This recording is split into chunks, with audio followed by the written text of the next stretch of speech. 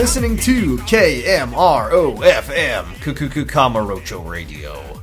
It's a Yakuza Replay podcast. I'm Jordan, and with me, as always, is Argyle. Hello. Welcome back to the recording booth. Welcome back to the recording booth. Talking about more Yakuza, Like a Dragon, Ryuga Gotoku. That's right. Whatever they call it in France. As we said last week when we tried to record this episode but failed, It's been a while since the last episode. Last time we recorded was before Gaiden came out, and now 8 is out. So the world has changed. We're living in a post-Infinite Wealth world. Like a Dragon is back, bigger than ever. It's the Lunar New Year. It's the Year of the Dragon, folks. Happy Year of the Dragon. Happy Year of the Dragon. I heard that they're going to make Yakuza 0-2 this year. That's what my They're going to do it. And Nishiki's going to be the main character, and Yumi is going to be the other main character. Yeah. It's going to be a 3-character story with Kiryu, Nishiki, and Yumi, and we're finally going to get to figure out what's going on with them. Like, why does Kiryu give her that ring? I just didn't understand why he did that. What was his motivation there? Yeah. We'll figure it out. So, full disclosure, last week we tried to record this, and I've learned a fun lesson in my life, which is when you roll out of bed, watch the section of gameplay that you're supposed to watch, and then start recording. Maybe give yourself about 10 minutes before you do that, so you don't watch the wrong chapter. Yeah. Just a little piece of advice for people who are night shift workers and podcasters. Don't do that. Don't do that. Try a little different. When I ask you about recording in the future, I'm just going to tell you what the chapter is, what it's named, every possible way you could interpret it, and so there is no confusion. You're going to send me the Rosetta Stone in every language in 100-point font just to make sure that I don't make this mistake. Send you a link to a YouTube video that has the chapter. The correct one. I wake up. I've never seen the movie Memento, but I believe that in that movie he wakes up and he's covered in tattoos saying, "This week we are talking about Yakuza 4 Chapter 2 Kamarocho," and then he sits down and he's like, "Ah, yes, okay, I understand now." Briefly, cat's meowing outside. I hope she's not audible, but if so, welcome to the show, Susie. Oh, Susie. Let's talk briefly about Gaiden and Like a Dragon Infinite Wealth. No spoilers, but before we got to do that, we got to do Club Sega. What games are you playing besides those 2 games? Those 2 games, I've been playing Helldivers 2, actually. I heard that. I just learned about that game. This morning. It looks kind of cool. It's pretty fun. It's an online co-op shooter. For me, it kind of scratches my Left 4 Dead 2 itch. The part of me that just really loves like just sitting down and kind of chilling out and playing a co-op shooter, shooting, mowing dudes down. Yeah. Setting wise, it's basically Starship Troopers. Like you are on like a fascist. You are on fascist world, fascist Earth, super Earth, and you have been consigned into being a Helldiver. You go down on planet, you fight bugs or robots to liberate them and spread the message of managed democracy across the galaxy. I saw gameplay of this morning. It looks really, visually, it looks really nice. Oh yeah, it looks great. Game. It had kind of a rough release, as a lot of games do these days. But they're working pretty hard to sort everything out, and it's pretty stable by this point. Who makes that one? It's like I don't know if Sony made it, but like they published it. Arrowhead, I believe. Arrowhead Games, I think, is the developers. Well, I've been, but it is on PC as well as PS5, and it's just a fun game. I usually play it a little bit every day, just knock out a couple missions. It does have like co-op Fortnite Battle Pass. Yeah, I try to link up with other people, like just random people online, because it's generally more fun. They don't give you like bots or anything like Left 4 Dead whenever you play by yourself. So it's just, things can get overwhelming. Like even if they do tone down the amount of enemies, if you're on your own, like it's still, sometimes it's like, I've just got to deal with like one big fucker, and that is way easier because you have to shoot him in the back and I'm one guy. So, yeah, just stuff like that. But yeah, I'm having a good time with Helldivers too. Check it out. It's only like $40, I think. It's not bad. I like anytime a game is $40. That's just like, ooh, it's hard to say no to $40 for a game, unless it's like a very short game. Yeah. So what have you been up to? Was Gaiden 40 or 50? I can't remember. I think I spent 60 hours in Gaiden, but I'm a freak and I take way too long to play games. So you say 40 hour or $40? 60. Oh, $40. Oh, $40. I thought you meant $40. hours. Yeah. Yes. I've been dabbling in Guilty Gear Strive again. Yeah. I put that game down for a solid like 6 months maybe. And then I picked it up, and I finally bought a character. I bought Elfelt Valentine. I have never purchased a character because I liked my main. And I learned today, or I learned this past like week and a half, that when you pick up a new character in this game, you basically just are starting back. From square one. Yeah, you have to learn all the different things, I got knocked back down from like floor 8 or 9 to floor 5. Wow. Oh, how the mighty have fallen. Yeah. And by mighty, I mean like beginner intermediate level fighting game player. Yeah, that's not a bad place to be. That's better than me. No, not at all. Elfelt is really cool to play as. She has this. It's called a Rekka. Mm-hmm. It's like it basically is like this infinitely looping high-low combo. So you just totally mix people up and really trick them. Hell yeah. She's great. I like her design. She has guns. Fun character. I think if I get back into it, aside from May, who I love, I would want to try out Elfelt. I've last night at work I was watching Wooly, formerly of Super Best Friends, made like a 7-part Guilty Gear lore series. Oh hell yeah! That was like, I think Arc System Works like sponsored it and helped him fact check the lore. And it was before Strive came out, so it doesn't have Strive's lore, but I've just been like immersed in the fucking crazy Guilty Gear universe. Mm-hmm. Highly recommend. Every fighting game has the craziest fucking lore of all time. Street Fighter, Tekken, Mortal Kombat, Guilty Gear, they're all insane. My favorite thing is that the Wooly video starts off, it's like 11 CE, the Crusades. That's always a great start. Yeah, it's great. Okay. So last in our briefly canceled episode, I said that we would talk about Gaiden and 8, and I think it was like no more than 8 words, and that was funny. But then that episode got canceled. So just briefly, how do you feel about Gaiden? Because we both have played the whole game. It's been I realize there are criticisms of it that I do see as pretty valid, mainly that it's kind of just context that we didn't need that much of, and it kind of just has a lot of padding, even for a short story like that, just things that don't really matter that much. But I thought the characters, the ancillary characters that it introduced were pretty strong. I thought that the ending was very, very good. It made me cry a lot. So overall, I put it as my number 2 game of the year, behind Final Fantasy 14, of course. So that's pretty good. I would put it up there as well. Mm-hmm. You know me, you know my taste. I kind of let the game dictate the pace of which I play it.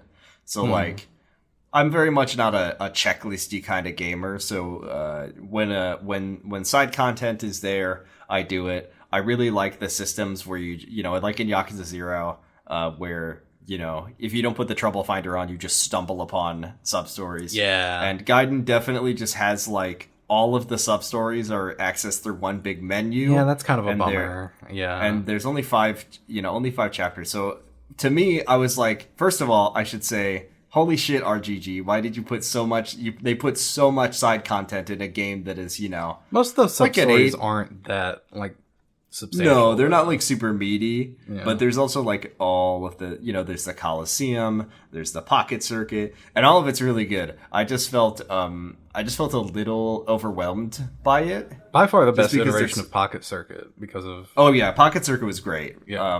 And the Coliseum was really good too, and I really liked the Hell Team battles, actually. I thought those were pretty fun. Yeah, it was just like, man, they really crammed so much into there, for better or for worse, which is, what they love to do. And yeah, the story definitely was like, it kind of flatlined on me for a little bit, but yeah, it started off really strong and I thought it ended great ending. And 8 has just been a joy to pick up and play.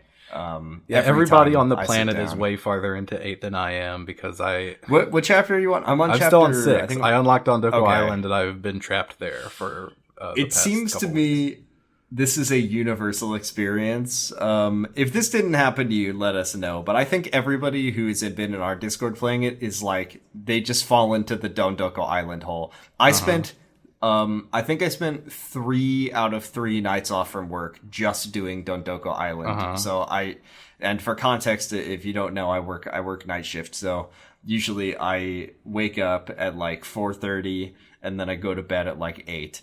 And then the night, I'm up all night. So I was up from maybe 11 to 6, just doing Dondoko Island. Damn. And, taking breaks and doing a couple other things, but never leaving it in game. It was just like Ichiban just disappears for several months. It's so good. I do think, I'm still midway through the game. I do think that this is some of the strongest content they've ever put out. I mean, also just a strong story. Like, all the characters are very good. I love the stories. I love the new characters. Like, all the, we commented on it a lot when 7 came out, just the way that the party system works. Like, the bond system is great. I mean, I know that's a no-brainer. I know that's lifted from, Persona in a lot of ways. But it just works so well for the world and the mechanics and the story of this. I genuinely think that Like a Dragon, definitely, and then now that they've really refined it and tuned in the combat and the mechanics of just the whatever the opposite of ludonarrative dissonance, it's all of the story and mechanics and gameplay are just perfectly harmonious. Yeah, it's so nice. I just love it. I just love this game. The combat is just chef kiss. I thought the combat in 7 was good, but got to be a little bit of a slog. Yeah. When you have to do the dungeon, you're just I go in there for fun. I would just put on a podcast and just go do the dungeon just because I find the combat to be so satisfying and so fun to Oh, and also every complaint I had about the job system, they have fixed. Yeah. And I'm just filled with delight. It is perfect. They just every job has a smaller selection of skills. They're all unique. They fit into more of a niche that is more identifiable. The inheritance system is a million times better because you can pick also, correct me if I'm wrong, which ones you want to use. In 7, when you picked a new job, you basically just started your character back at level 1, right? I think character and job level were always separate. I think that was they were separate. It's been so long that I don't remember. Also, it's a tiny thing, and maybe I've said this is maybe a little sacrilegious. I'm really glad they let you just put the default character costumes over the job now. I know it's fun and it's charming, but when you get to the end of a really dramatic cutscene and then you do the boss fight and everyone puts on their silly costumes, it really took me out of the moment. I don't know. That's part of the appeal to me is I'm playing Final Fantasy V as well, and I have costumes, and I like to see the costumes. And honestly, if I have Kiryu as a linebacker, I want him to be dressed up as a fucking football player. He looks dumber without the football pads on doing the linebacker moves. I'm sorry.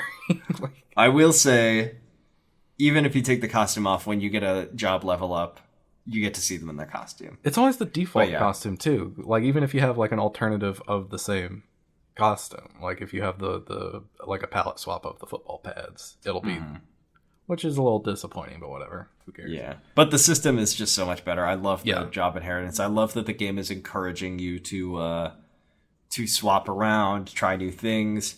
The gear upgrades, actually, I don't know, how do you feel about the upgrade system? I mean, they're wildly simplified compared to the first game, which I'm in favor of that. I think that they are. It is much better. I love the brand system of just being able to like augment my weapon in little ways that, like if I'm playing a Desperado, I basically always want the brands that will increase the amount of like the success rate of status effects. Yeah, like stuff like that, or or like increasing my crit rate or whatever. Like it's really fun. I love being able to just tweak those little things. I just put in a pretty simple system. I just put Freelancer back on Ichiban for the first time, just to let him throw hands a little bit. Oh, it's so fun. Just so fun to... honestly, like, just the strength of the animations alone just pushes the combat so far. As opposed to 7, where Freelancer is a useless job. It's a useless job that is like a... Yeah. It's nice that it like works and can do things. Yeah. But also I was just getting a little bit too overpowered. I put Samurai on Ichiban for a little bit and he was just cleaning up. Hell yeah. I've actively had to like... Because I keep finding weapons that are like 3 stars, 4 stars, 5 stars. I have to like... Every time I change jobs, I have to be like, okay, no, you get a 2-star weapon. You get a 2-star weapon. That's all you get. You don't get the 4-star. That's one of my biggest criticisms of this game, and I guess I think it's a common problem in RPGs in general. I think if you play them a certain way, is that you really have to like be the boss of your own difficulty. Especially with Dondoko Island, if you do it in the mid game, it gives you so much money, and I'm not sure like how.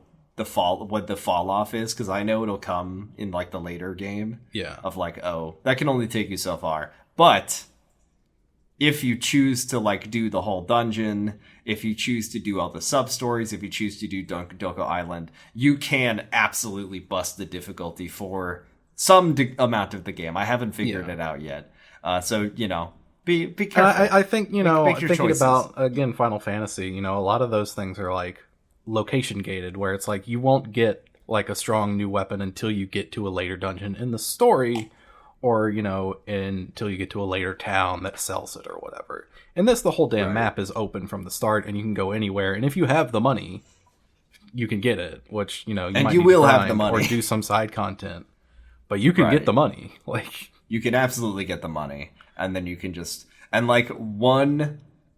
Say you're at like 3-star gear and you give one person a 4-star weapon, that's enough to just like break. It's pretty easy. Yeah, so it's the weapons like, especially. Like I'll let them wear like, oh, I've got 4-star boots, whatever. I'll let them have that, but they get the 2-star weapon still. I will also say I really appreciate, as a person who is not an RPG expert, the game is very communicative to the player about this is a recommended level and the recommended gear level for each like major story encounter. Yes, that is very nice. So you don't end up in a situation like I was in on a certain boss fight where I had to reload and redo like an hour and a half worth of game. I feel like that must have been again. Like the thing where they were like, okay, we gotta do something about this, because people are going in here and getting their asses beat and talking about it online and being like, hey, this is miserable. I hate this. Yeah. Just a much more user-friendly experience that comes with having a game of in retrospect to like improve upon. So like I'm feeling so confident about the future of the series playing these games. Like they could like, man, they have a great super rock solid combat system that they can only find new ways to play with and improve upon, and I really just love this game a lot. Like it's an early game of the year contender for me. Absolutely. I keep looking at the list of what is like announced this year, and I'm like, oh, I mean, get out of here. Infinite Wealth. We'll see. Maybe Dragon's Dogma 2 will be the best game ever made. Maybe Dawn Trail will be extremely good. Who knows? Anything could happen. Dawn Trail will be very good, but will it beat Kiryu and Ichiban kicking ass in Honolulu? Probably not. No, probably not. I mean, I do have similar emotional attachment to those characters that I do to the Yakuza characters. That's true. So. That is very true. Well, let's talk about 20 minutes in. Let's talk about the game. Let's go. Going back to Yakuza 4 after playing Gaiden and Infinite Wealth, I see Kiryu and I'm like, oh my god, the good old days. The good old days when he looked like a fucking Roblox character. He's so damn wise. Silly guy. Yeah, PS3 graphics. It was so simple back then. So this week we're going to actually do 2 chapters because they're both rather short. rather short. So we're starting off with chapter 13, correct? 13 to Yes. Kamurocho. No, this is actually chapter 14. It's part 4, chapter 2. I'm gonna die. Wilsey probably calls it chapter 13, but I swear to you that yeah, it is chapter 14. Yeah. To Kamurocho. To Kamurocho! This actually starts with, well, we are in Kamurocho, but we're not Kiryu anymore. We're Tanimura. Right, we get a little, like, weird, we get, like, a weird, interim scene with Tanimura, which kind of comes out of nowhere, but he's looking at the badges of Hisai and what's the other game? Sugiyuchi. Sugiyuchi, who had both died, both perished. And as we will remember last time when we left off on Tanimura, it was Hisai had captured he'd like taken over Homeland. He'd taken over Homeland. He'd taken them hostage, and he said that they would be taken care of. And then we cut away right after a gunshot was heard from outside the restaurant. So we find out that everybody's alive still. Except it's very strange that this was just like not shown. So Tanimura's like, Tanimura's talking to Zhao, and he's like, I've been such a bad friend. Everything sucks. And we learned that Hisai turned his gun on himself and shot himself. Yeah. For reasons that I'm still slightly unsure of. Well, Tanimura suspects that, similar to Sugiyuchi, he was tired of being used, tired of being a criminal in cop's clothing, basically. Right. There's a funny pattern about these games, which is you can be the worst person in the whole world, but if you do like a cool redemption thing at the end of your life, it instantly absolves you of all the bad things you've done. Even if you don't. Which is... Right. Basically, once you die, you're just like automatically a good person. Because Tanimura is literally like, he took his own life in his hand. Sugiyuchi did. He's like, he took his own life in his hands in his last act was his one good act. Therefore, no. Mm-hmm. No, Tanimura. Bad. Stop it. Stop that. Bad. You can be a bad person and do a good thing. Yeah. You can acknowledge that, hey, you don't gotta hand it to him. But he did a good thing. Under no circumstances do you need thing. To hand it to the man who was probably too bad to be a cop and too bad to be a Yakuza at the same time. Uh-huh. Anyway, so everything at Homeland has been resolved off screen in the most gruesome way possible. Mm-hmm. And now Akiyama's here. Yeah. He comes in and immediately says, Ni hao! Oh. We're beginning to see all of the characters converging. Wow. Yeah. Akiyama's like, man, shit's fucked here, huh? Shit's fucked here. Akiyama is only here because he got kicked out of Sky Finance because the district attorney right, the DA is raiding the DA is raiding his office, and it kind of seems like they're just like turning the place over for no particular reason. But he says that, and maybe rightfully so, maybe there's a grain of truth in this corruption of the fact that maybe he should not be giving his clients special trials to see if he can loan them money. Yeah, trials where, in some cases, they will work for the establishments that he owns right. in exchange for these Akiyama's loans. like, they're saying I'm doing coercion. And then Tanimura's like, yeah, that sounds like something the DA would do. And I'm like, now hold on a second. Mm-hmm. Now, I'm not saying that we should let the DA cook. However, once again, there is a grain of truth to this. Yes. Maybe Akiyama should not do that. Yeah, I mean, I think even Akiyama's like, they're not completely wrong, but it is annoying. I got kicked out. I was taking a nap. So, what's up? It's kind of funny also that Akiyama's like, I'm only here because it's the first place I thought of. Uh-huh. It's not like I need to talk to you about something. It's like, I have nowhere else to go in the city. Yeah, he can't talk to Arai. Arai is doing weird shit now. Doesn't want to go to his Hostess Club videos. No. He's gonna go hang out with his homeless friends, go buy them some sake. No, he's just gonna go to hang out with this police officer that he just met. Tanimura has been trying to think of some way to fight Munakata, and we don't know exactly what he's come up with, but he wants Akiyama's help for something. Right. And we know that Akiyama and Tanimura are joining forces. Yes. For the time being. Yeah. Meanwhile, March 13th, 5 p.m. March 13th. Just a couple days after my birthday. Oh, yeah. Kiryu and also your birthday. Yeah, a couple weeks. Kiryu and Yasuko have arrived at the Tenkaichi Street Gate. They're here in Kamurocho, same as it ever was. No time to go to Stardust. Except not really. The streets are swarming with cops. Lots of cops around, yeah. The city is in a state of moderate unrest. You can tell the vibe is off. Kiryu can. The vibe is off. There's tension. So he's gonna go to New Serena, because that's his default place to go. Yeah. And he's gonna go meet with Date. Yeah. Which he says that New Serena is run by an old friend of his, and then he goes in there and Date's like running the bar.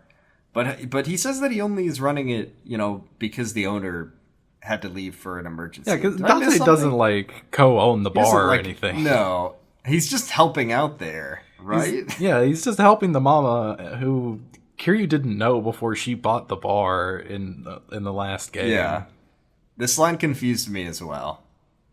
But I guess Date's always fucking hanging out there, so it's like that's true. He basically runs. He basically runs the place. Yeah. Before you go into Serena, you can see the DA goons, I guess, with their big box truck that are just taking all of Akiyama's shit and putting it in. Because remember that Sky Finance is like one story above New Serena. Yeah. All of the important buildings are in the same location here. Uh-huh. And also Stardust is across the street. Uh-huh. And also, if you go a couple games back, the Tojo HQ is also on Tenkaichi Street, and also the real estate office from Yakuza 0 is right around the corner. It's a very the busy Dojima place. family office is... The Dojima family offices is right down the street. So yeah, you can look at the DA men just kind of clearing out. There's also some people you could talk to on across the street that are like, oh, what's going on in there? Strange. We go into Serena and we see Date aproned up. Yeah, he's not wearing his trench coat for once in his fucking life. This guy has had a real career trajectory. He went from being a detective to a reporter to a presumably an unemployed. I think he's still a reporter. He's a reporter in this game. Is he? It's so hard to track what Date is doing at any given time. Because I have it in my notes where I'm like, is he a cop again? Because I know he is a cop in Yakuza 5 again, but in this game he is still a reporter. It would be a very funny revelation if it was just like he was lying about his career this whole time and he's just been in various states of unemployment. He's like a reporter in the sense that he's like an independent writer that every once in a while gets something published. Yeah, he does like freelancing at a few different publications around town, but it does not pay well. Certainly not enough to buy a router for his daughter, a modem. No. He's very surprised to see Kiryu because Kiryu just drops in whenever things get bad. Yeah. Once every year, pretty much. Yeah, he's like, damn, Kiryu, that's wow, really Kiryu, hot. a real smoke show 10 out of 10. Right, following you around? Where'd you pick her up, huh? Va va voom. Va va voom. Look at the gams on her. And he's just like, it's all like that, Date. It's not like that. Oh yeah, and this is when Date's just like, yeah, the mama had to go home. She had a family emergency, so I'm here running the bar. Yeah. Her uncle Sugiyuchi got shot, so she's out of town. her beloved uncle. And her other beloved uncle, Hisai, unfortunately just committed suicide. It's been a bad week for her. Very tragic. Very sad. And her other uncle, the chairman of the Ueno Seiwa family, whose name I can't remember. What was that guy's name? I can't remember. I don't know. I think it's like Was it Ueno? Was that his last name? Was Ueno? Oh, I think his name might just be Ueno. Yeah, like Chairman Ueno, I think. Yeah, he was shot, unfortunately. Yeah, poor guy. I do like when so they all sit down to like fill Date in on the situation and receive a plot revelation that's that's ultimately meaningless from Yasuko about why she cares about her fucking brother. But I do like the part when Kiryu says, "You really care about you really care about your brother," which, you know, in a normal story one would say, "Yes, that is her brother." Yeah. And then he says in front of Date, the reporter and former policeman, "Yes, you care about your brother enough to murder people." Yeah, he just says out loud in front of Date. And then Date's like, "You huh?" killed someone." Date's like, "Whoa, wait, hey, what? Hang on, I didn't ask to be a part of this." And Kiryu just looks at him and he's like, "But you're cool, right? Like you're not gonna you're cool like, with this, turn right? her in. You're not gonna blab, right?" Yeah, don't worry, Yasuko. He used to be a cop, but he's cool. Don't worry about it. We'll be fine." So, for some reason, and I don't understand why, I guess the game could not rely on Yasuko liking her brother enough to kill people for him, or for his safety, I guess. So we now begin playing the sad sub-story music of Yasuko explaining, "Have you ever heard of a living kidney donor?" Yeah. This is a part of the story I largely forgot about, but for some reason, and I can't possibly tell you why, the writers decided that no, Yasuko and Saejima are not actually blood related. They're step siblings. Their dad was an abuser, so Yasuko's mom left him and remarried, and that person, her new second husband's son, was Saejima, and then she had a kidney disease, and she needed a kidney, and then this is where it's like, oh, so Saejima gave you a kidney? No, because Saejima's not my brother, actually. He's my stepbrother. So what he did do was he tracked down my birth father, who was like a drunken, abusive, alcoholic Yakuza, and he said, "I need you to give me a kidney." And then he said, "I would do it for 30 million yen." And then Saejima became a Yakuza and gave up his dream of being a school teacher. That's just the thing she says offhandedly. So that, and that's when he joined his family. What's his family? The Sasai family? Yeah, Sasai. Is that right? Sasai said he would give him 30 million yen if he joined his family to pay for the kidney. I'm gonna be honest. I don't know why this is in the story. I mean, I get it as like a reason that why she is willing to kill for him. She owes him her life, and why Saejima in turn was so fiercely loyal to Patriarch Sasai. Like why? That's true, I guess. Giving him 30 million yen just I think sight unseen, to save. I think the more confusing thing for me is like why aren't they like biological siblings? Why wasn't it like, oh, I needed heart surgery or something? Why is it like a kidney donation? I don't know. It's just a lot of weird. I mean, that's equally as life threatening, and it's something that you can still live through at the end of it. It wasn't like, oh, he had to kill my father and carve his heart out to give it to me. Like, I was more just like, oh, this is just a lot of stuff to be like dumped on. You right away that they're not actually biologically related. However, they're connected by the bond of a kidney, but not his kidney, their dad's kidney, which he purchased with the money that he was given to join the Yakuza. I don't know. I think it's a little bit silly, but also these games are a little bit silly. It's a little. It's a little melodrama to me. Yeah, a little too melodrama, but I get where they're going, where they're tying all of these things together and trying to make them all play off of each other. Right. And I don't know. I think the part that works, really and it is a lot to be dumped on you all at once, but right. Also, just the thing of like, oh, his dream. It's very show don't tell. Like, there's no flashbacks about this. I think maybe this would have worked if we had gotten a flashback. Yeah, maybe a flashback, certainly. Because I think this game, one of my big like criticisms of this game to me is that it has like a tiny cutscene deficiency. I think there's just a bit too like, this is not a cutscene. This is all in text. there are just some moments that I think could have had a little more attention paid to the, you know, animation and cutscene, which, you know, I don't know what it takes to make a game, but like there's this whole thing of like, oh, he really wanted to be a school teacher and he had to give up his dream when he was 15 years old. By the way, when you make all of your most major life decisions, he had. But like, oh, having to join the Yakuza at 15 to help save his sister. Now there's a real emotional, you know, that's a real thing there. That's a real powerful moment that says a lot about his character. I just wish we had like seen it or even just heard the voice of Yasuko and like seen her face as she tells us this. That's something that's very important to her life. I don't know. It felt a little out of nowhere. Yeah.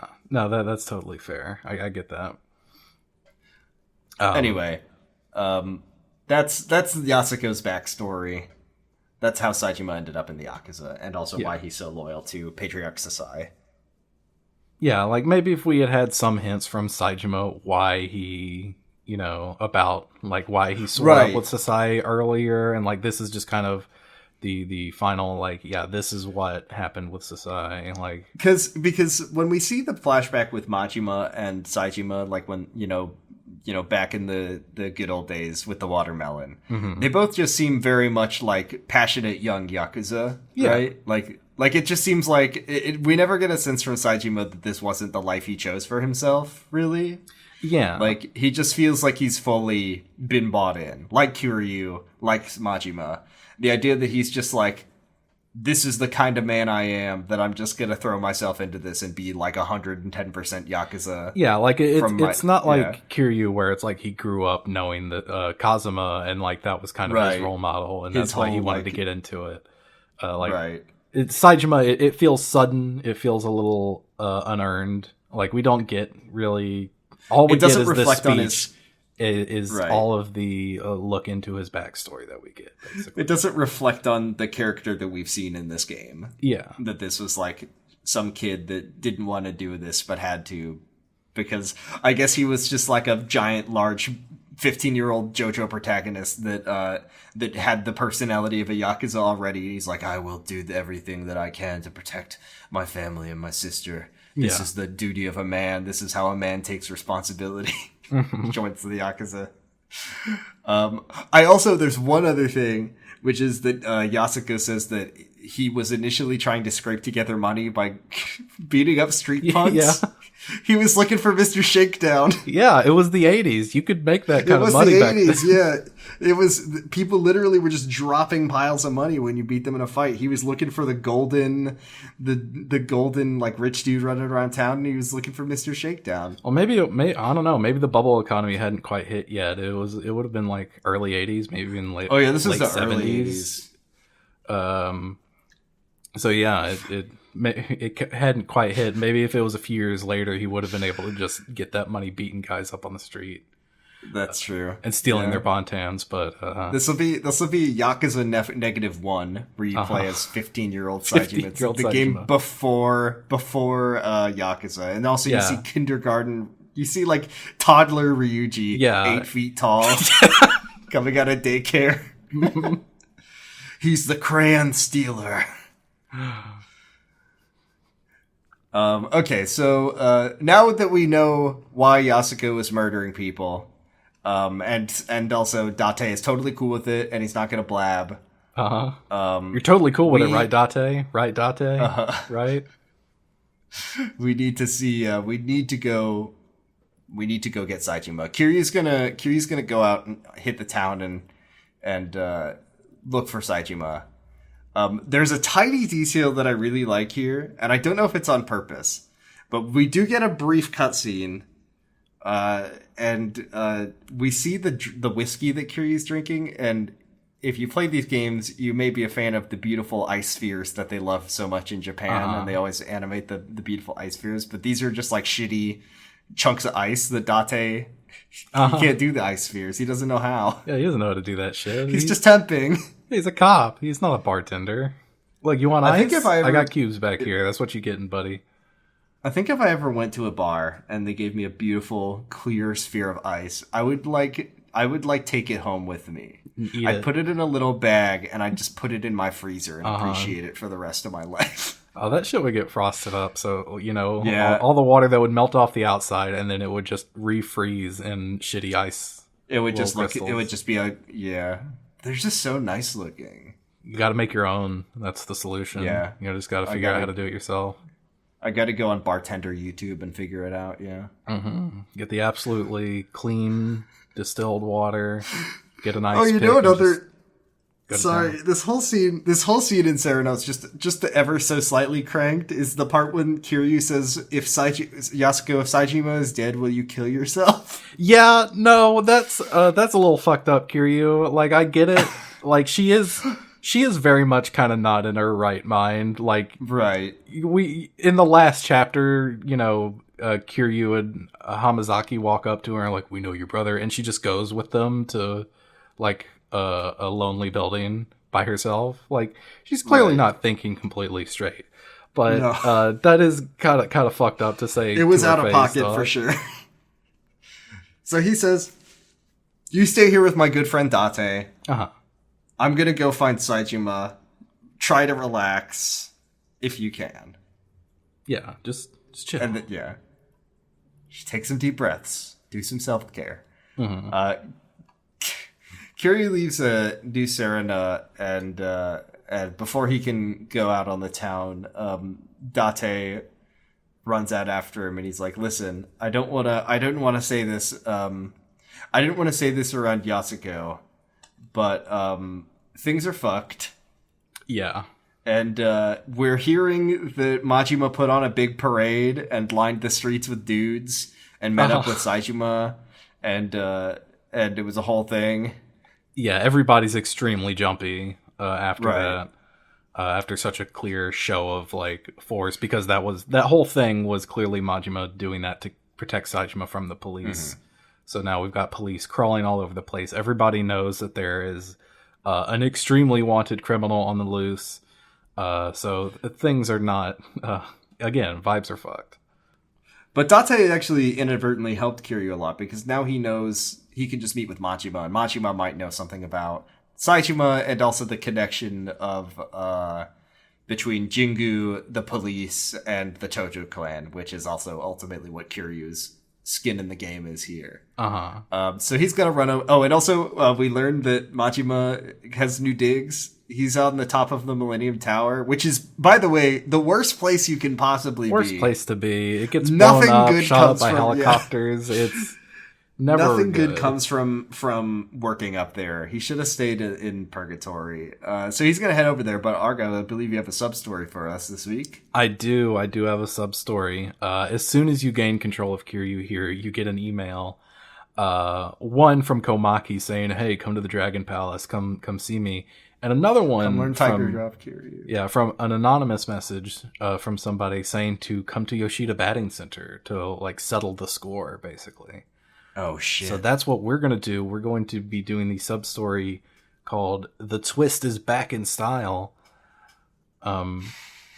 You head over to Yoshida Batting Center, and inside it's one of the punks from Yakuza 1. The leader of the Bee Kings. Do you remember them?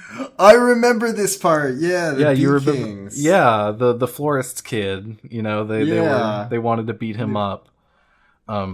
This is their leader. His name is he's going by Keisuke Baba.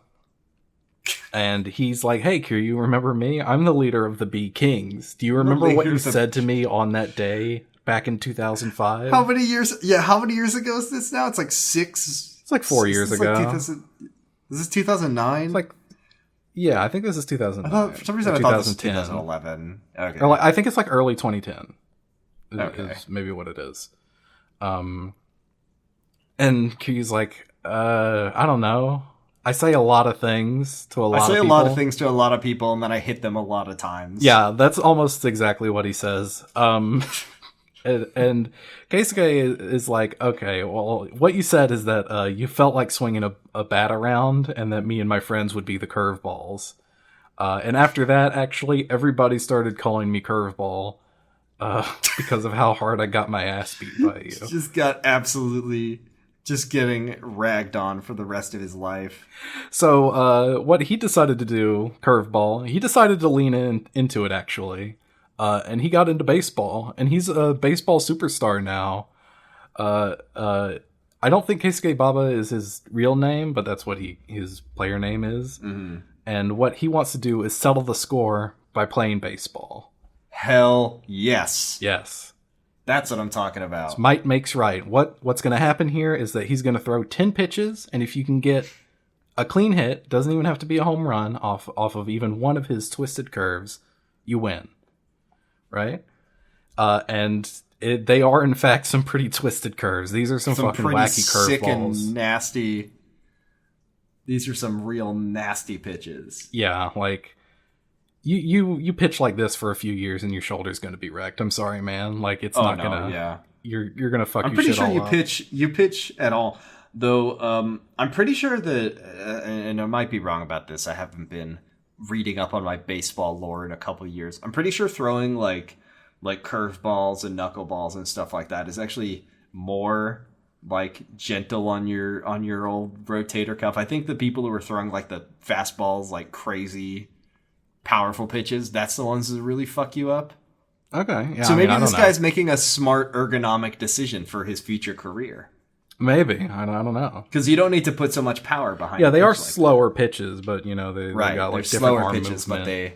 But they go in fun and interesting directions. Yeah, so yeah, these are very fun and interesting directions. These are some very, very heavy breaking balls. But again, you only have to get one hit, right? And even in non-Dragon Engine batting cages, this is not very hard. Right. But once you Dragon Engine batting cages is I think I could hit an MLB fastball at an easier time hitting an MLB fastball. I'm so fucking bad at that minigame, dude.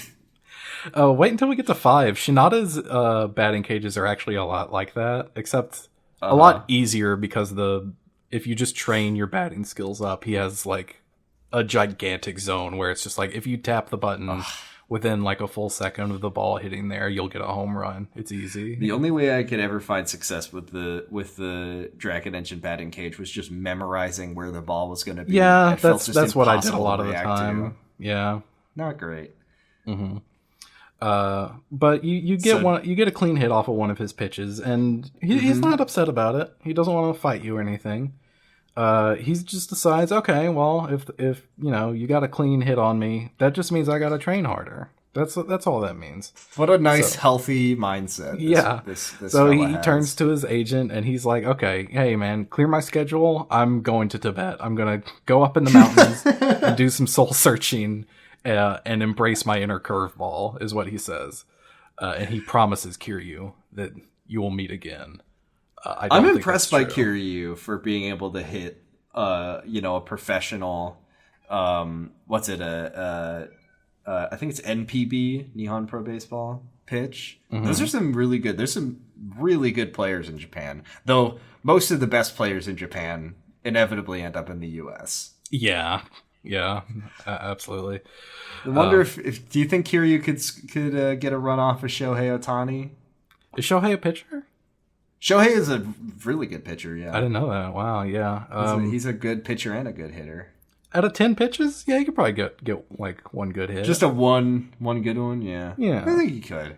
He's got good reflexes, probably. Oh yeah, absolutely. I don't think you ever meet him again. I'm gonna say it right here. Maybe this guy's I'm wrong, coming back in Like a Dragon 9. Mark my words. Like a Dragon 9. Yeah, a curveball's coming back. It takes place in the mountains of Tibet. He's up there. Which it was going to be funny. Ichiban meets a man who can throw a pitch so. He meets a man who curves so hard that it splits space and time. It just rends it into.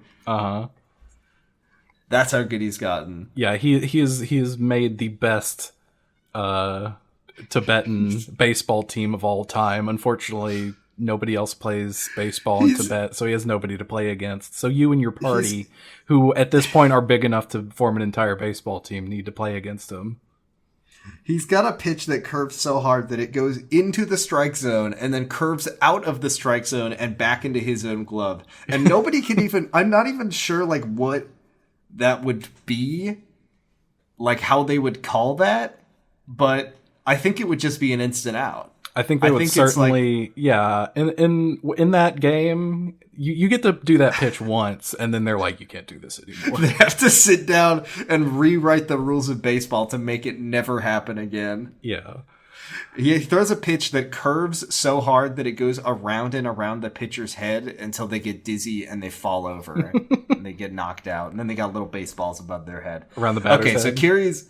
Yeah, around the batter's head. I don't know what I said. I'm tired. But yeah, his agent thanks you for putting a little bit, because Baba's been a little out of it lately. So, but he's reinvigorated now. He thanks you and he gives you a chunk of sacred wood that you can give to Kamiyama for weapon crafting.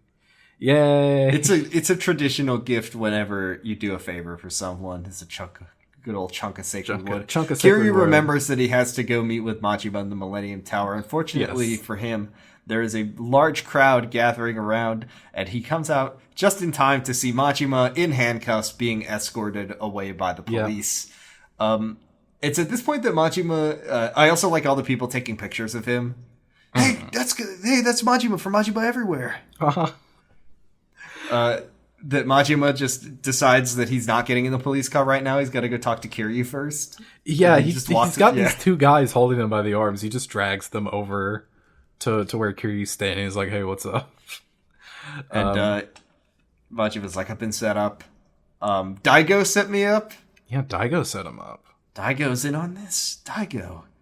Our special boy? Mm-hmm.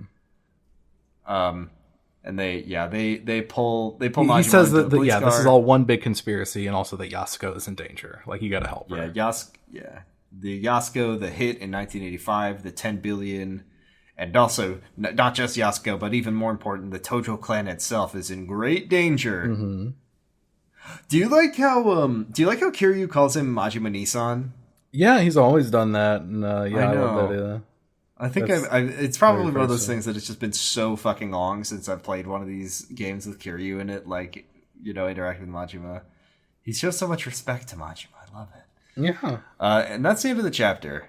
Majima was in jail, and Daigo put him in there, apparently. Yeah. I definitely see why you wanted to do both these chapters at once. They are both quite short, and they kind of just feel like one chapter when you get to it. Yeah. We go right into part 4, chapter 3, Encounter. And it cuts to Daigo's office. Meanwhile, at the Tojo clan chairman's office, Daigo is sitting down with Munakata. Munakata is just sitting there, like, absolutely luxuriating in his villainy, and like, oh, we're gonna do great, me and the Tojo clan, it's mine to control, and I'll wipe out the Ueno Seiwa if you want, blah blah blah. He's like on the phone, he's got like a Yakuza crony lighting a cigarette, and this whole time Daigo's just sitting there like fucking stewing. Yeah. He's just like, oh fuck, I'm fucked. Fuck. He thanks Daigo for assisting in Majima's arrest. You've done great work. You've done great work. Now I just also Arise basically T-posing in the corner this whole time. Yeah. Like, the camera doesn't show him for a few minutes, and then it's just like, oh, he's just there standing. Arise silently here so that we can refer to him, because he is important in the negotiation. He's a part of the negotiation, but he is not part of it. He's just standing there. He's just standing there idling. They're waiting on Daigo to make a decision, because as we said, Munakata has kind of filled in Daigo on the whole conspiracy behind the shooting back in the 80s, and of course the 10 billion yen incident, as we found out last chapter, or 2 chapters ago technically. And Daigo's in disbelief, and Munakata is just like, okay, well, you know the truth now. What I believe, though, is that I think that the police and the Yakuza, they're 2 pillars of society. They kind of work hand in glove together to protect us from threats, foreign and domestic. The police protect us from threats at home, and the Yakuza, they keep those foreigners from threatening us. He says that also the Yakuza and the police work together hand in hand to rebuild Japan after World War II. I citation needed, please. Oh, well, he says they did it in the background, actually. So yeah, well, it's more that the Yakuza did it in the background, right? Like, and that's his problem right now, is that the Yakuza are kind of, they're a little too public in their operations right now. Things like Majima lining the streets with goons. You've got these guys running around doing sub-stories all over town, and we need to put a stop to that. But Munakata-san, he's not actually in the Yakuza. He's not a Yakuza. I know the games. I know he looks like game one. The game series is called Yakuza. Oh no, only in the U.S. Only internationally. It's called Like a Dragon in Japan. But yeah, things like Majima lining the street with goons, or the Ueno Seiwa angling to take control of Kamurocho Hills doesn't really sit well with him. You know, he wants a show of force. He wants to fucking crush the Ueno Seiwa using police power, and he's gonna leave the decision up to Daigo, because they've of course been, you know, in his hair. You know, Majima was his guy, and they want to take Kamurocho Hills from him. So, you know, hey, we'll take care of this for you, and in exchange, you appoint Arai as clan captain. That's all you got to do. And also, he'll basically control the whole thing. You'll just be done. Right. You'll still be. He'll be figurehead. Yeah. And Arai will basically be the liaison between the police and the Tojo, and he'll run the operation from the shadows. I believe if I told you that Daigo A doesn't like this, and B doesn't think the Ueno Seiwa will take this sitting down. Yeah, and Munakata doesn't think that either. In fact, he suspects that Katsuragi is going to try and get his hands on something he can use to bargain, something he can, like, you know, at least maybe I won't go to jail or not get killed in a police shootout or whatever. Meanwhile, in Purgatory, Katsuragi has obtained his bargain. Meanwhile, in Purgatory, Katsuragi has obtained his bargaining chip. Yep. There it is. It's Saejima. Yeah. He's got him. Yep. We're in the florist's office. Saejima is chained up. Very smart not to just put ropes on him, I suppose. He's been apprehended by the Ueno Seiwa. If you look closely, you can see the florist and that guy that Saejima beat up in the Colosseum lying in the background. Oh yeah, Katsuragi has plans for Saejima. He doesn't want to kill him. He just wants to hold him hostage. Saijima's just like, come on, kill me. I know you want revenge on me after I killed 18 of your guys. And Katsuragi just says to him, you killed 18 of your guys? I killed 18 of my guys. He doesn't elaborate on the mechanics of this, well, he doesn't even tell him that he was the one behind it. He's just like, you don't know the truth, and I'm not even going to tell you. Yeah. Which to me, you know, if I'm Saejima and I have experienced my very defining moment of my life, of me walking into a ramen shop and killing 18 guys, and then someone says, "No, you didn't," I would simply not believe them. Yeah.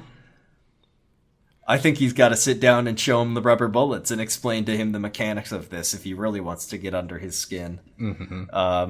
But he doesn't. He's just like, haha, I've got you.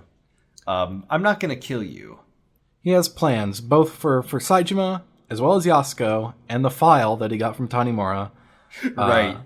And a whole bunch of fucking money that we find out the source of as Kido walks in. I forgot about this fucking money. I completely forgot about this plot point. The $100 billion in Sky Finance's vault. Yeah. Or 100 billion yen, which I think is like $10 million. Like $1 billion. Oh, yeah, sorry, 100 billion. Yeah. Is Akiyama's a billionaire? Yeah. He's that good at the stock market. He's that good at the Nikkei. He is secretly one of the wealthiest people in all of Japan. Yeah, they're just like this. He's just got it all in this one building. In cash. Here. In cash. In his building. They have like you know, at Serena, Date looks up and he's like, oh, why is the floor always sagging on that side of the bar? It's just the weight of Akiyama's money. That's amazing. Good job. Also, Keto has taken off his childish jacket and donned a suit to show that he's experienced villainous character growth. Yeah, he's stepping up. He's going balls out. Unfortunately, he no longer remembers what country he's from because he doesn't have the jacket anymore. So this is clearly, I don't know if I realized this the first time I played the game, or if maybe they just tell you later, but this is obviously what the whole thing with the district attorney was. That was all a ruse to get the money out of the office. They were hauling. Now, and I think the logistics, I think we really got to break down the logistics. This is like in Breaking Bad. They spent a lot of time in the later seasons just like logistically talking about what Walt does with all of his money. Because he's got like just a stupid amount of money, like an inconvenient amount of money. Yeah. And the amount of money that Walt has is like a fraction of the amount of money that Akiyama has. I don't know if you could fit 100 billion yen in one truck. That's a lot of money. That's a lot of money. That is, and they're like carrying it out. We see the guys in the last chapter with they have like briefcases, so they are just taking like trip after trip. They're like, surely there's an easier way to get this money out of here. Maybe they had to take a few trips. Maybe they got a couple trucks. You know, I need to check. I need to double check to make sure that he said 100 billion. He said 100 billion. Sure. He definitely said 100 billion. I wrote it down. Okay. Yes, 100 billion in cash. Damn, Akiyama! He's that good at stonks. He's that good.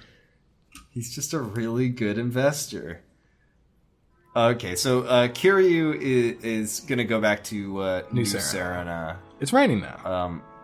Yeah. I wish it happened more often. Kamurocho looks really good in the rain. It looks so good in the rain. In the new games, like in Gaiden, like just the rain textures, especially on the PS5. But like even back, I was really impressed looking at the footage of this. Even back on the PS3, just the reflections of the buildings. They just, they're not like done in the computer. They're clearly like, doing some trickery. Yeah. But Kamurocho looks so good in the rain. They've always had good. They've never had dynamic. Technology. It's always for effect, obviously. Just like with the time of day. But like you can never change the weather in Premium Adventure or anything like that. It's kind of a bummer. Like you can change time of day once you beat the game, but not the weather. Which I get the thinking behind that because the excuse is like, oh, you're just sleeping to pass the time. But yeah. Kiryu gets back to New Serena, and Date is on the floor, and Yasuko is nowhere to be found. Yeah. Uh-oh. It turns out that she slipped something into one of his drinks, and he was out. And she's gone. Like, literally, he came inside from talking to Kiryu. Yasuko poured them some drinks, and the next thing he remembers, Kiryu is waking him up while he's lying on the floor. I guess I just can't handle my booze. I guess I just can't handle my alcohol. I need to... Oh, my tolerance. So bad. You're really, really dialing in that Jimmy Stewart. I'm working on it. I need to watch the whole movie and then I'll be an expert. This is like my brother on his Kingdom Hearts podcast and his ongoing quest to perfect a Donald Duck impression. Now that's a good one to really work on because that's hard. That's really hard. One. I've been impressed with the work so far. Yeah, anybody can do a Jimmy Stewart voice. It takes a real expert to do Donald Duck. Donald Duck takes like a full blown apprenticeship to be welcomed into the. You have to become like a journeyman of the Donald Duck Voice Guild to even be able to do the voice and string together full sentences. Once you're a master voiceman, you basically just get hired by Disney to voice Donald Duck. For whenever the guy who voices him now dies. Once Tony Anselmo retires. So Kiryu's running around town looking for Yasuko. He eventually the chase brings him to Children's Park. Okay, wait. I want to do a little bit of a sidebar here. A little bit of a tangent. Sure.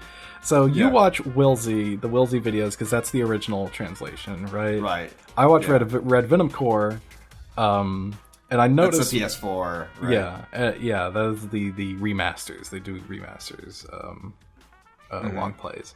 So I noticed that my video was much longer than yours by about 15 minutes. And I was like, oh, do they just fuck around? Do they do a sub story in this one? Like, what's the deal? No.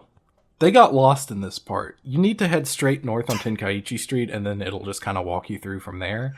They go north a little bit from Serena, and then take a right onto Nakamichi Street. Oh my god, that's really funny. And then they just wander around for 14 fucking minutes, like getting in fights, checking the map, running around, really checking funny. The map. They didn't edit it out. They do not edit this, and then they eventually, I don't know if they looked it up or what, wander back onto Tenkaichi Street and head north just enough that the story triggers again. I will also say, and I don't know, maybe this is getting a little cinema-y, but the timeline of the next few scenes is absolutely bonked. Because, so we go into New Serena, Kiryu's like, finds Date, oh, she knocked me out, okay. How long have you been out? Long enough for Yasuko to get maybe, I don't know, 50 feet away from New Serena, because if you walk straight north, you see her. You're like right behind her, right? Yeah. You like follow her down. Well, I think, okay, we'll find out in a little bit, but I think she might have gone to Homeland is where she went. Oh, maybe. But no, because you're literally, I mean, I guess maybe she went back in that direction, because you see her, you chase after her, you see her like go turn a corner, and then she turns another corner. And then by the time you get to right outside Children's Park, you see her and Akiyama and Tanimura climbing into heading over to climb into the sewers. Yeah, the first time you sight her, you can't see them. The second time you do, and then the third and fourth time, they are more and more obvious as this goes on. But yeah, I think the idea is that she went to Homeland and met up with them, and then they went to Children's Park. Why they went that route through the south part of Kamurocho instead of the north area? Who cares? Doesn't matter. Kiryu is directly behind them, right on their heels, which is perfect for them to have a 3 to 4 minute conversation. Yeah. Before Kiryu catches up with them in the sewer. So this completely linear sewer that goes in one direction. We're down in the sewers. Akiyama and Tanimura and Yasuko. I wrote Shinada here in my notes. That's really funny. It's the wrong guy. Been playing too much Yakuza 5. Too much baseball. Different guy. Got baseball in mind. They don't know who's chasing them. They just think it's some Ueno goons or something like that. Tanimura pulls out his gun. He's ready to shoot. No, actually, no. He pulls out his gun and gives it to Yasuko and says, "You've used this before. You've killed before. You can kill again." Yeah, he says, only use it in an emergency. Just keep on, and tells her to keep going to Purgatory, and they'll take care of. They'll end up in Purgatory because they heard rumor. Akiyama did from one of his homeless pals that Saejima had been hanging around in Purgatory, so they figure that's probably a good place to look. So they're gonna send her on ahead while they take care of this goon that's following after them. This lone guy. I hope he's not a problem. I sure hope he's not the fourth chairman of the Tojo clan. I hope he's not the Dragon of Dojima. That would be a problem for us if let me just take a big bite of this. Let me take a big bite of cereal. Oh no. Now of course this is when Kiryu walks up. They walk out to stop him. They don't know who he is though. No, they don't. Which I think Tanimura I can see. Well, I don't know. Akiyama's kind of, I mean, he's kind of got his finger on the pulse for a lot of these things. He's got like one guy. Like he's definitely heard of Kiryu, but like he's never seen him. Okay, that's fair. I just assume that at this point, anyone who lives in Kamurocho knows Kiryu on sight, which is funny because none of the goons in Kamurocho recognize the famous guy who is very strong, who is famously associated with Kamurocho. Yeah, because all the guys that Kiryu beat up in previous games, they're further up the ranks, and they don't have to wander the streets looking for guys to beat up anymore. So now it's all the new inductees. They get to get the boots from Kiryu. Yeah, it's like the hazing ritual. They just send you out. I think that is lore in one. I think in one of the PSP games, they literally say that is true. That's amazing. So Akiyama and Tanimura stop Kiryu, and they're like, "Nuh-uh, you're not getting through us." And Kiryu's like, "I have no time to waste. I've got to go protect her." And Akiyama's like, "Protect her? More like kidnap her. We're gonna kick your ass." And Kiryu's like, "Okay, wait, hang on. Hold on. You could just as easily be a kidnapper here, pal. Come on, let's not be drastic." And to be fair, Kiryu is dressed like a Yakuza, looks like a Yakuza, and his hair is done up like a Yakuza, and they don't trust him, and he has the eyes of a Yakuza, so it's just like, well, we're not gonna just let you. Come on now. And now we get a joint boss fight against Akiyama and Tanimura. It's like if Ornstein and Smo were kind of easy.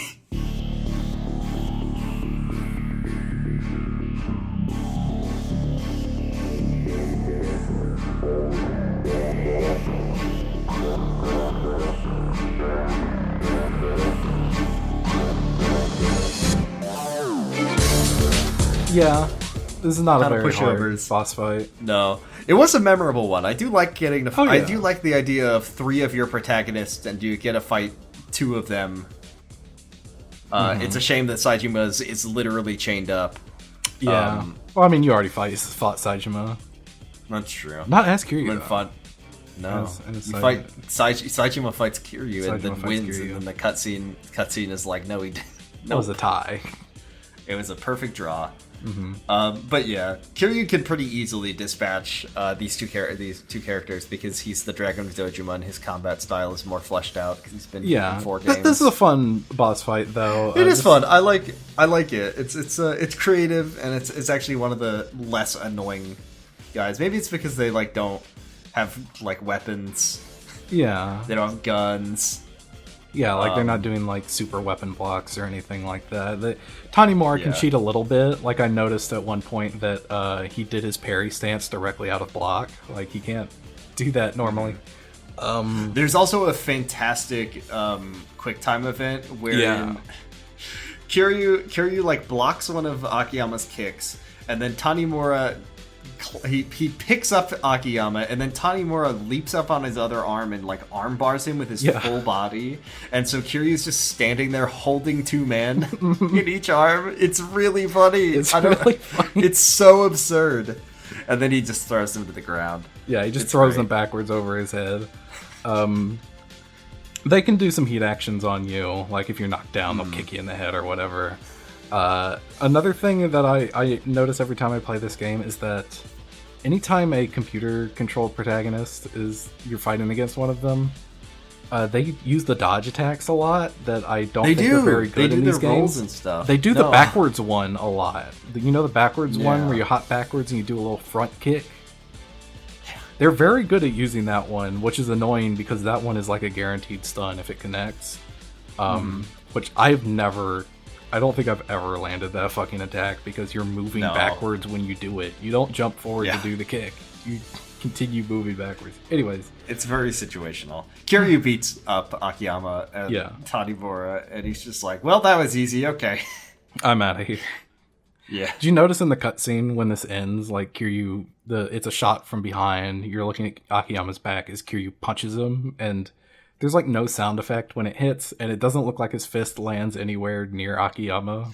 But yeah, it's very they're doing stage combat. Yeah. Once again, I don't know. Maybe it's just my bias, but I've always felt the cutscene quality in this game is just lower than the other ones in the series for some reason. I think we've mentioned it before. 4 does feel a bit rushed. There was a very small amount of time between 3 and 4. Whereas there was a bit longer between 5. I think the cutscenes in 5 are phenomenal, honestly. From what I've played of 5 feels very much, it's more polished and just in general, it's a bigger, more impressive game than 4. I know I've had 4 bias this whole time, and I do like the story, some aspects of it. Yeah, but I think we're coming around on it. Yeah, I do think that one of my biggest complaints about it, besides just the rushed progression, is just the cutscenes just don't. These games have great cutscenes, and this one, I don't know, it's just weaker. Yeah, just not really feeling quality. It. Yeah. So Kiryu heads over to Purgatory. he meets a homeless guy who says, Kiryu, remember me? And Kiryu goes, huh? No. And he says, well, I guess you know me about as well as you know any homeless guy. So, because we all have the same name above our text boxes, so you can't tell us all apart. Yeah, he's like, you helped me back in Purgatory, and then there was the whole incident with Ryugojo, the Dragon Palace. Oh, yeah, okay. Basically, he's saying, you helped me in the places where the homeless people live, so I could be literally any guy. You saved me from the homeless hunters, and then also I'm down here, thank you. Yeah. And then he gives Kiryu the manhole opener so he can access the sewers. He's like, you look out, though. I saw a guy come through here before and just wrench the shit off with his hands. Look out for that guy. So Kiryu gets into Purgatory and runs toward the big palace, and one of the like bystanders is like, a lady just ran in there. Uh-oh. Watch out. You go into the florist's office, and it's about the same as we saw before, minus Katsuragi and Saitama. So we've got all these I guess they're Purgatory like guards. Like guards, yeah. Like scattered around, and maybe they're Majima family men. His desk. Yeah, I don't know. Not sure. Yeah, the florist is up and talking. And he's like, Kiryu, kept you waiting, huh? And then Akiyama and Tanimura barge in. Kiryu, age hasn't slowed you down one bit. Except it has a little bit. You're kind of late on this one. They recovered astonishingly fast for having just went around against the Dragon of Dojima. I'm very impressed that they. Yeah, I mean they're tough guys. They're protagonists. They have they got that extra. They got staminums. Yeah, they can hold up to 20 energy drinks at once on their person. So yeah, the florist is like well, it's not Akiyama's like, where'd they go? Florist says, hey, they took her. Katsuragi and some punk Kido have taken Saitama and Yasuko. Mm-hmm. Oh no! Gasp! And that's the end of the chapter. Yeah, this is I think doing these in isolation they'd be pretty uneventful, but together, it's good. I still don't know how I feel about the whole reveal of the kidney plot point. Yeah. But it is very good, when they're weaving such an ambitiously like broad story with 4 characters spanning several decades, and it's all finally starting to come together. Our characters are coming together. That's satisfying. Mm-hmm. So it is good. I will say, and this is just like my initial opinion of this when I played it, was once Kiryu, and it's not Kiryu bias, it's just that once Kiryu comes in, the story really starts to pick up and come together, and the game starts to really shine at this point. Yeah. So, 2 thumbs up. 2 thumbs up. Next week is a big meaty chapter. Oh yeah. Chapter 4 of Kiryu, Chain of Betrayals. Chain of Betrayal, yeah. That'll be very exciting. Mm-hmm. Let's try to get to it before another RGG game comes out. Yeah. Next time we do it will be maybe like a week after they announce Like a Dragon 8 Gaiden, where you play as Nishiki, who's back from the dead. Holy fuck! They're gonna make a game where you get to play as. I was gonna make a joke about a character from Yakuza 7, but I would try to be spoiler friendly. Yeah. Even for the games that have already been played. Yeah, we don't. Yeah, come on. I can talk about Ichiban though. Yeah, we can talk about how much we like Ichiban. That's not a problem. We need to play Yakuza. They need to make a Yakuza 0 for Ichiban, where it turns out he also has had some kind of monumental Yakuza incident happen to him when he was like in his early 20s. Even though the whole point of him was that nothing happened to him. Nothing happened to him until I just want a game where like Ichiban is watching the plot of another Yakuza game unfold, but he's just always right off screen. But he never does anything. He's just Yakuza 1 is happening. He gets a newspaper and he's like, "Whoa, wow, that sounds crazy! Holy shit! Wow, 10 billion yen. Okay, I guess I'll just go to the ramen shop. Go to Kyushu. No, he won't go anywhere. Star. He's in prison. Oh yeah, he's in prison that whole time. Yeah, he went to jail before that happened. That's right. Oh, Ichiban. What a good boy he is. Okay, that's it for this episode. We do have some questions to get through from a million years ago. Yes. No, from today. Basically. Well, we have some from today, and we have one from 1111 from Discord user Dr. Sleck. On Skyrim Day. Skyrim anniversary, yeah. Which is what Joryu agent gadget would you want IRL and why? And I feel like it's only Spider. Like, surely. Well, actually, I don't know if I would have that much use for Spider in my real life. I think I want the jet shoes. Rocket shoes. Yeah, I want the rocket shoes. Yeah, definitely not the drones. Definitely not the drones or the Firefly. I can get a drone. Either rocket shoes. Yeah, drones are real, and I don't have any use for exploding cigarettes. Yeah. Shoes that make you go fast or Spider-Man. I don't know. I think being able to the Shadow the Hedgehog things, jet shoes. I want those. I want the Spider. I want to be able to grab things from across the room, swing across poles. You know, when I encounter those in my day-to-day life and I need to get across a gap, that'd be really useful. Here's a question. A lot of these are about Yakuza 8, so... or Like a Dragon Infinite Wealth. Yeah, these are from people who asked questions today because they saw that we were recording and were like, recording. holy shit, oh fuck. If you have a question, by the way, you can join our Discord. The link to join is at the bottom of every episode. Or I guess you could ask it to us on our Tumblr, kamurochoradio.tumblr.com. Here's one from Discord user A Certain Poll who says, if you had to choose between Kasuga, Adachi, or Namba as a roommate, who would you pick? I think it's got to be Ichiban. I think Nanbo would be too much of a slob, and he wouldn't ever correct his behavior. Adachi, I just don't want to hang out with that guy.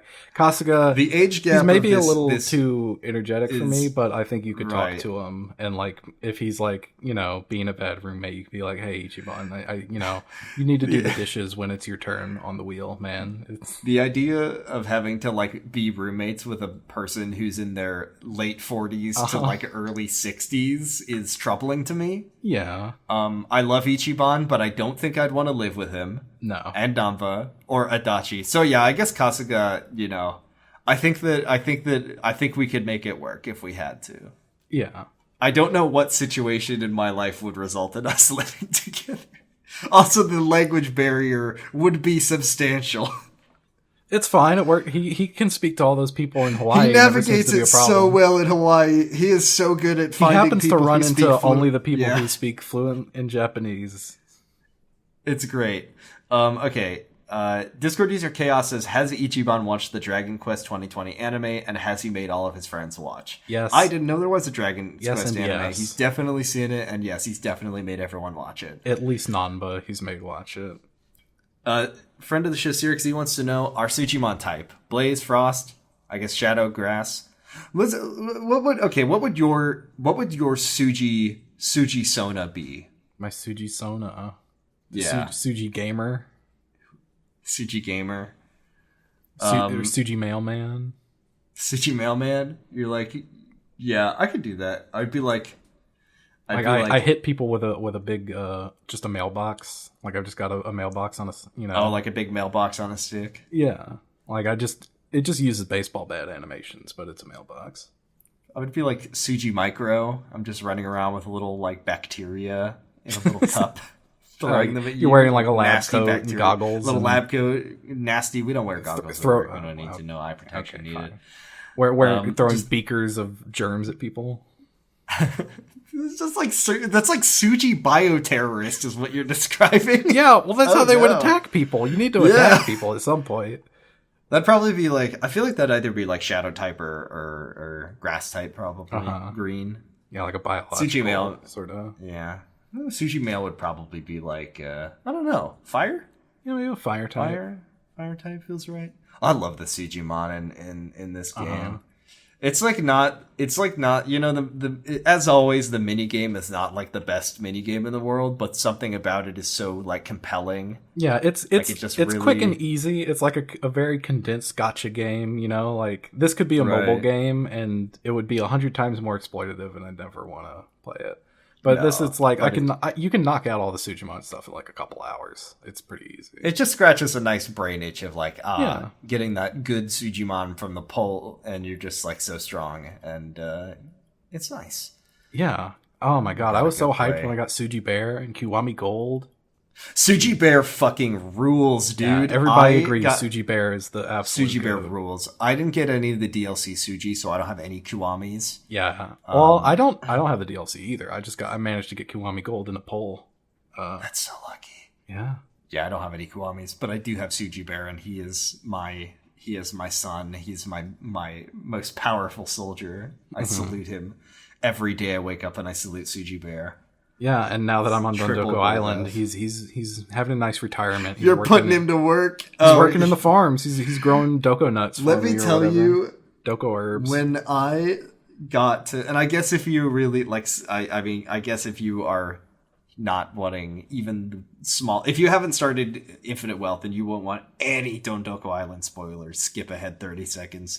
When I discovered that you can pet your fucking Sujimon, can you visualize that?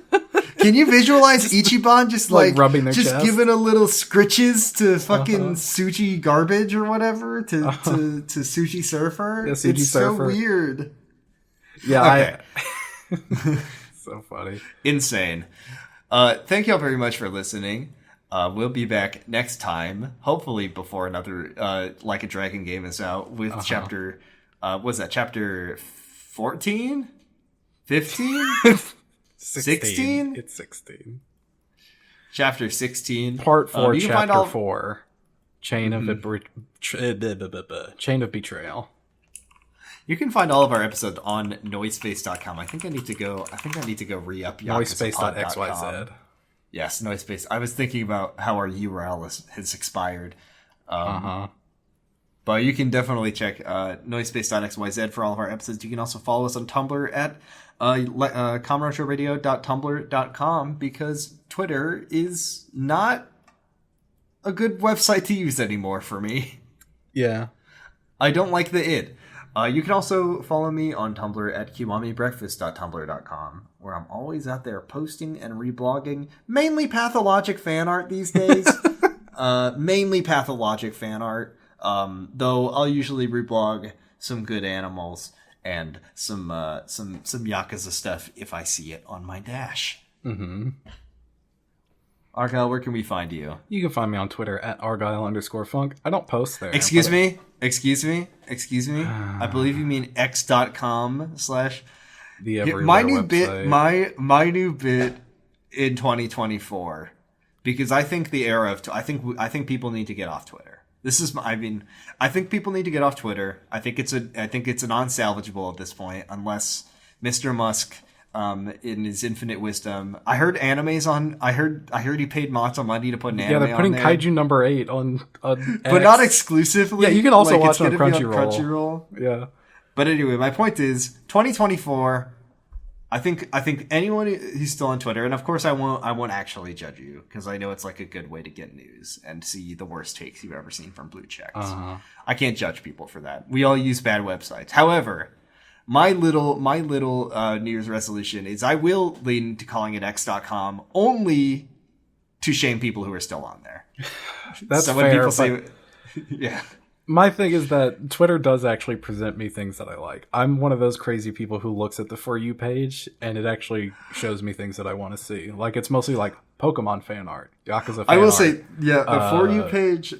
Final Fantasy 14 fan art. Like, it's stuff I want to see. I don't know how it's been in recent times, but yeah, I never had issues with the For You page. It was just once the logo changed to X, and I was just looking at it on my phone, I within like 5 minutes I deleted it. I was like, I cannot look at this website. I can't. See, I had auto updates turned off on my phone for Discord related reasons, not Twitter related reasons. So do you still have the bird? I've still got the bird, baby. It's not the X logo. So there you go. That's pretty good.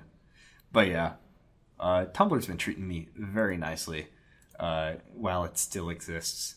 Because Tumblr, the thing about Tumblr that they love to do is that they love to. It sounds like every couple of years they love to go like apocalypse mode and pretend that their website is about to go away forever. Which, maybe one day it'll go away forever. But maybe there was a scare recently. Anyway. Also, Argyle, you've got Pot of Greed. Oh, yeah, Pot of Greed. We were talking about Twitter for so long, I forgot about the other podcast I host. It's called Pot of Greed. That's POD of Greed. We are currently talking about Yu-Gi-Oh! 5Ds. We've started a new season, and it seems pretty promising. It's fun. 5Ds is better than you would expect, honestly. I swear. Nothing helps me feel the slow march of time and the division of my own cells than the ever like present. Oh, you're watching 5Ds now. One day you'll be watching Vrains. Yeah. We'll be like 40. Yeah. Whatever Brains, comes it after stands that. for Virtual Reality AINS. Don't ask me what AINS stands for if it does. So much Yu-Gi-Oh! And you just keep on chugging through it. You can listen to Doctor Huh, which is my Doctor Who random order podcast. And let me tell you, every week, the idea of watching Doctor Who in a random order as determined by a random number generator, it continues to pay dividends. We keep getting the funniest possible, the funniest possible things continue to happen because of the format of the order in which we watch the show. That's pretty good. It's I really thought you were going to go the opposite way with that, but I'm glad that it actually turns out to be fun and good. Also, I'm going to say it. Doctor Who, listen, I'm looking around. Doctor Who, it's kind of good sometimes. It's actually kind of a good show sometimes. Sometimes. When Stephen Moffat is not holding the reins, it's a pretty fucking good show. And when Stephen Moffat is holding the reins, it's occasionally a pretty fucking good show. Okay. Yeah, like any anthology series, there's some real fucking stinkers in there. A lot of them are not good. No. Usually it's when it's written by Stephen Moffat and or Mark Gatiss. Anyway, that's it for this week. Thank you all very much for listening. Noisepace.xyz, lots of great podcasts. Check out Gay Friends Chainsaw Dog Sanctuary, which is about chainsaw men. Yeah. Chainsaw. But that's it for this week. We'll see you next time. And as always, Kiwami means extreme. Bye.